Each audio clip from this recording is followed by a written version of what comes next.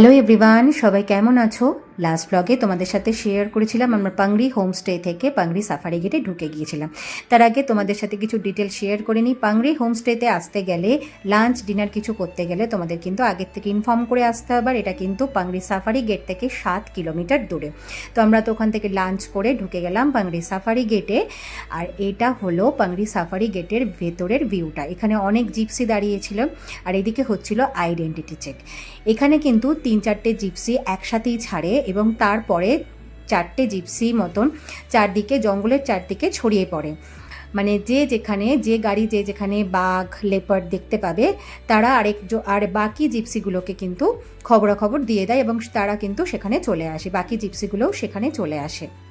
আর এদিকে কিন্তু সোনুর চলছিল দুষ্টুমি, এদিকে অনেক ফটোশটও চলছিল। বাকি জিপসিতে যারা রাইড করছিলেন তারা অলরেডি গাড়িতে উঠে গিয়েছিলেন। একসাথে কিন্তু সবটা কটা গাড়ি ছেড়েছিল। 3টে থেকে 7টা একটা টাইম বিকেলবেলা, আর ভোরবেলা 5টা থেকে 8টা। জিপসিতে ওঠার পরে কিন্তু সমস্ত ফোন আমাদের থেকে নিয়ে নেওয়া হয়েছিল, জিপসির ভেতরেই রেখে দেওয়া হয়েছিল। ফোন এর ভেতরে অ্যালাউ নেই, আমরা একটা ফোন কিন্তু লুকিয়ে রেখেছিলাম। আর পার্সোনাল ক্যামেরা নিয়ে গেলে 1000 পে করতে হবে, ওখান থেকে ক্যামেরা নিলেও কিন্তু 1000 পে করতে হবে। এই যে ছোট ছোট ভেতরের জঙ্গলের যে ভেতরের হচ্ছে গিয়ে ভিডিওগুলো দেখছো, আমাদের কিন্তু লুকিয়ে রাখা ফোনটা দিয়েই আমরা নিয়েছিলাম।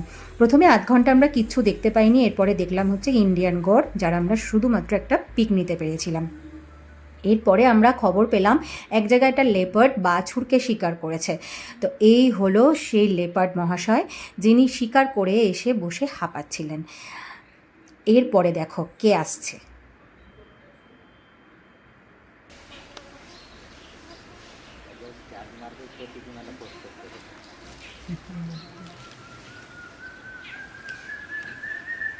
অপূর্ব যে দৃশ্য আমরা জাস্ট সেদিনকে দেখেছিলাম। এই যে ছোট ছোট ভিডিওগুলো দেখছো জঙ্গলের গভীর জঙ্গলের ভেতরে, এগুলো সমস্ত কিন্তু আমরা লুকিয়ে রাখা ফোনটা দিয়ে জাস্ট করেছিলাম। আর ঠিক সন্ধেবেলার দিকে মোটামুটি 5:30-6টা এই টাইমে কিন্তু বাঘ মহাশয়রা কিন্তু একদম জলের দিকে হচ্ছে গিয়ে বসে থাকে, জল খেতে আসে। তো আমাদের যে গাইড ছিলেন, আমাদের যে জিপসি ড্রাইভার ছিলেন, প্রত্যেকটা গাড়ি কিন্তু ওই তালাব বা জলাশয়ের দিকেই আমাদেরকে নিয়ে গেছিলেন। তো ঠিক এই সময়টা আমরা এইরকম একটা হচ্ছে গিয়ে সিন দেখেছিলাম, অপূর্ব একটা অ্যাডভেঞ্চার সেদিনকে আমরা ফিল করেছিলাম। দারুণ লাগছিল। একটা তো ভেতরে গা ছমছমে ভাব যখন সামনে আসছিল, আর তার সাথে কিন্তু একটা আলাদাই একটা এক্সপিরিয়েন্স হচ্ছে গিয়ে আমাদের কাজ করছিল। সেদিনের জার্নিটা কিন্তু দারুণ ছিল। যাই হোক, অনেক পাখিও আমরা দেখেছিলাম, সুন্দর সুন্দর পাখি। ঠিক 7টার সময় আমাদের রাইড হচ্ছে গিয়ে শেষ হলো। কিছু অল্পই ভিডিও ক্লিপিং তোমাদের সাথে শেয়ার করতে পারলাম। আর ঠিক আমাদের 7:10-15 নাগাদ আমরা কিন্তু ওখান থেকে পাংরি সাফারি গেট থেকে বেরিয়ে গেলাম নিজেদের গাড়ি নিয়ে। তোমাদের সুবিধার্থে জানিয়ে রাখি, টাডোবার জঙ্গল সাফারির জিপসি রাইডে 6 জনের বসার সিট এবং এর জন্য আমাদের 6000 পে করতে হয়েছিল। আমরা অনলাইন বুকিং করে আমরা এসছিলাম 5 জন।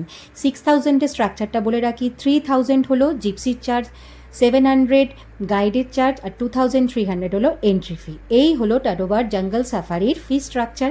তো আমাদের এই জঙ্গল সাফারি রাইডসটা তোমাদের কেমন লাগলো অবশ্যই কমেন্ট বক্সে জানিও। ব্লগ ভালো লেগে থাকলে like, comment, share and subscribe করে দিও।